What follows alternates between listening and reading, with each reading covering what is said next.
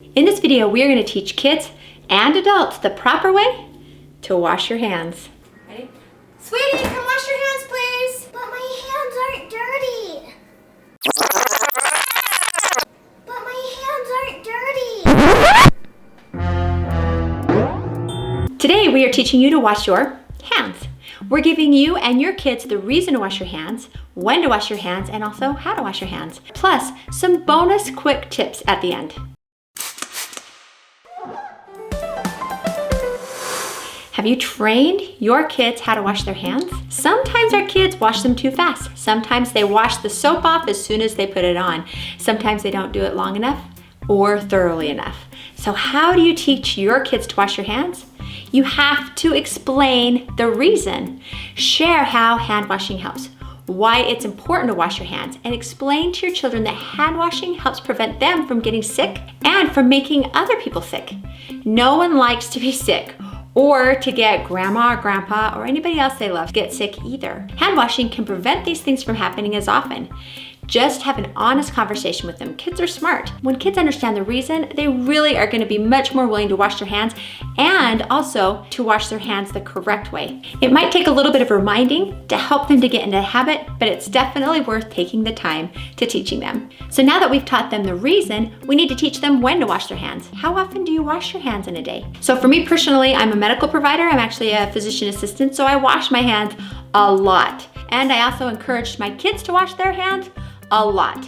Without a doubt, you need to make sure to tell your child to wash his or her hands before eating, touching his or her mouth, eyes or nose. I know that's really hard for little fingers. Before touching a cut or a scrape, before you brush your teeth, before going to bed, and then make sure to have them brush their teeth after they go to the bathroom, they play with pets or other animals, they touch pet food or treats, being on playground equipment, being close to a person who is sick, touching a dirty diaper, touching garbage, coming home from school, after being outside, after blowing one's nose, coughing or sneezing, before eating or preparing food, before and after providing routine care for another person who needs assistance, and basically after touching any public surface like handrails, elevator buttons, computer keyboards, and mouses, etc. Just make it a habit. Here are 4 easy steps to clean hands. First, turn on the water. Get your hands wet in the clean water and then turn off the water. Get your hands sudsy and soapy. Then, rub your soapy hands together long enough to sing happy birthday in your head twice, or the alphabet song once. Clean your palms, the back of your hands, clean in between your fingers, and don't forget to clean under your nails. Nails can trap dirt and germs. Don't get me started on acrylic nails. Next step is rinse. Turn the water back on and hold your hands under the clean running water. Rub them to rinse them fully.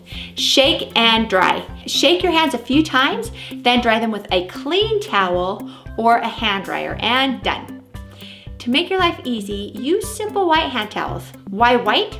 Well, because you can bleach them and wash them in hot water. Make sure to rotate them daily. If someone in your household is sick, have them use their own towel. Don't leave that person's towel laying around. Store it safely away from other kids and family members so that there is no chance of them using it by accident. What if your kids are too short to reach the sink? If you have a small child, hold him or her to help him reach the sink. If your child can stand, use a safety step to boost him or her up to the faucet. If your child is too heavy to lift and there's no step nearby, wipe his hands with a damp and soapy paper towel. Use another clean, wet paper towel to rinse the soap off the hands. Then dry the hands with a third clean paper towel. Wash your own hands after helping your child. If you want, you can make your own song using the link that we're going to put in the video description. You can sing that song while you wash your hands, and then you know that you've washed it for long enough. Okay, so I know that we have all been there. What do you do when you don't have water available? Let's say you're leaving the park or the grocery store.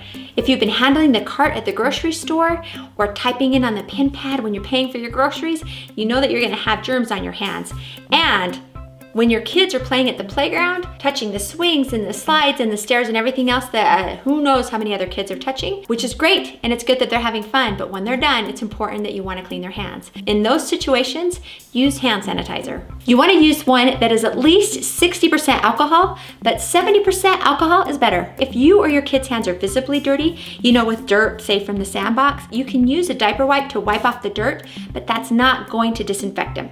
Once your hands are clean from the obvious visible dirt, make sure to use the hand sanitizer. Otherwise, your hands will look clean, but they're really not. Make sure to give frequent reminders to your kids to wash their hands. Building hand washing skills takes time. At first, your child will need regular reminders of how and when to wash your hands. But once hand washing becomes a habit and a regular part of your child's day, then they'll practice it throughout their lives. Finally, lead by example by washing your hands. Young children learn by imitating the behaviors of the adults in their lives. When you make hand washing a part of your regular routine, you're setting an example for your children to do it too. So I hope that you enjoyed watching this video, and I hope that you found it informative. And if you did, please remember to hit the subscribe button and the notification bell so you'll be notified of our future videos. Also remember to pin this video and also to share it with your friends. We really appreciate seeing that you're sharing our videos because it helps encourage us to make more videos. Check out our video description for our continued series on how to clean and disinfect, especially around the cough and flu season. We'll put a video all about how to clean and sanitize your laundry if somebody in the household is sick. Click on that video and we'll see you in the next video.